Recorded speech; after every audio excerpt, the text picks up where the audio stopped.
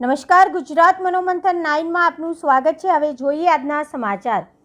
15 March વિશ્વ ગ્રાહક અધિકાર દિવસ રૂપે પાલન કરવામાં આવે છે। વિશ્વના તમામ ગ્રાહકોને સરકારશ્રી દ્વારા અનેક અધિકાર આપવામાં આવેલા છે। સુચારુ અને પેપરવિહીન વહીવટની સુફિયાણી વાતો કરતી ગુજરાત સરકારના તોલ માપ વિભાગ મદદનીશ નિયામક શ્રી કચેરીમાં દીવા તળે અંધારા જેવી પરિસ્થિતિ।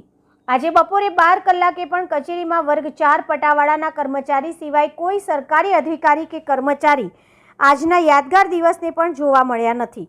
ગ્રાહક સુરક્ષા, ગ્રાહક સત્યાગ્રહ, ગ્રાહક ક્રાંતિ ફાઉન્ડેશનના પ્રમુખ સુચિત્રા પાલ અને અનેક કાર્યકર તથા સામાજિક કાર્યકર રોહિત પટેલ, રેખાબેન મહેતા તરફથી ગ્રાહક દિવસ નિમિત્તે ગ્રાહકોને લાગતી ફરિયાદો અને રજૂઆતોને આધારિત સરકારશ્રી સમક્ષ તોલ માપ અને ગ્રાહક સુરક્ષાને લગતી માંગણીઓને લગતું આવેદનપત્ર માનનીય મુખ્યમંત્રી શ્રી ભૂપેન્દ્રભાઈ પટેલ તથા ગ્રાહક સુરક્ષા મંત્રી શ્રી કુંવરજી બાવળિયાને મોકલી આપવાના આશ્રયથી મદદનીશ તોલમાપ કચેરી અમદાવાદ ખાતે ગ્રાહક જાગૃતિ અને આવેદનપત્ર આપવાનો કાર્યક્રમ યોજવામાં આવ્યો। તેમજ ગ્રાહક જાગૃતિને લગતી સૂત્રોચ્ચાર સંસ્થાના બેનર સાથે ગાંધી ચિંધ્યા માર્ગે ગુલાબના ફૂલ સાથે પત્રિકાનું વિતરણ તોલમાપ ભવન ખાતે કરવામાં આવેલ તથા કચેરીમાં કોઈ જવાબદાર સરકારી અધિકારી કે સરકારી કર્મચારી હાજર ન હોય, ફરજ ઉપરના હાજર પટાવાળાને સરકારને પહોંચાડવાનું આવેદનપત્ર આપવાની ફરજ પડેલ।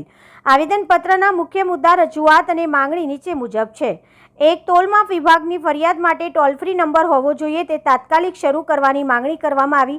2. પેપરલેસ વહીવટની વાતો કરતી સરકાર ગ્રાહકો તોલમાપ ખાતાની લગતી ફરિયાદ ઓનલાઈન કરી શકે તે માટે વોટ્સએપ મેસેજનો નંબર જાહેર કરવો જોઈએ।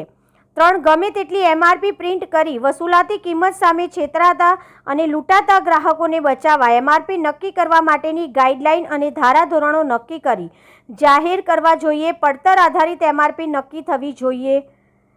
4. દરેક તોલમાપ કચેરી ખાતે ફ્લાઇંગ સ્ક્વોડની રચના કરી ફરજ ઉપર હાજર રાખી વેપારીઓ પુરાવાનો નાશ કરે તે પહેલાં પોઝિટિવ રિઝલ્ટ માટે 24 કલાક તોલમાપ અધિકારીઓની સેવાઓ મળતી રહે તેવી વ્યવસ્થા ગોઠવવી જોઈએ।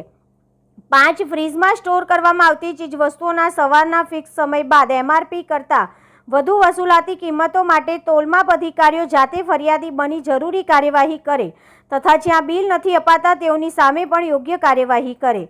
આ તમામ માંગણીઓ સાથે આવેદનપત્ર આપવામાં આવ્યું। માનનીય સરકારશ્રી આ બાબતે વિચારણા કરી યોગ્ય અને જરૂરી સુધારા અને ફેરફાર કરશે તો અનેક ગ્રાહકો ફરિયાદો કરવા આગળ આવશે, છેતરાતા બચશે, સરકારના ડિજિટલ ઇન્ડિયા અને પેપરલેસ વહીવટનો હેતુ સફળ થાય। હેડ ઓફિસ, ગુજરાત મનોમંથન 9।